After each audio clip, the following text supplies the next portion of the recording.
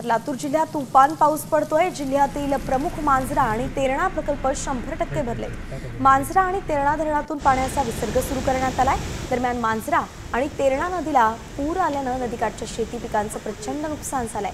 थेट मांजरा धरणावरून आढावा घेतलाय आमचे प्रतिनिधी संदीप भोसले यांनी।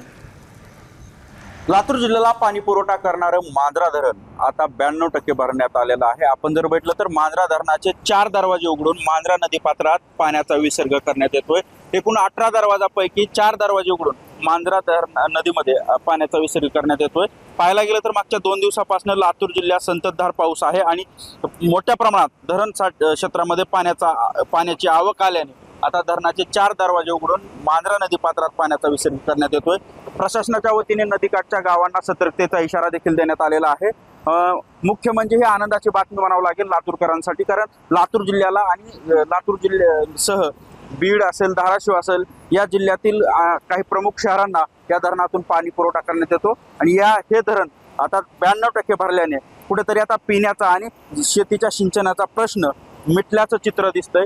पुढील काही तास लातूर जिल्ह्याला अति मुसळधार देखील पावसाचा इशारा देण्यात आलेला आहे आणि एकूणच जर पाहिलं तर मांजरा धरण आता 92% भरल्याने कुठेतरी ही आनंदाची बातमी म्हणावं लागेल। संदीप भोसले, साम टीव्ही न्यूज, लातूर। आता isakal.com आहे देशातील नंबर 1 ची मराठी न्यूज वेबसाईट। प्रत्येक अपडेटसाठी isakal.com ला नक्की भेट द्या।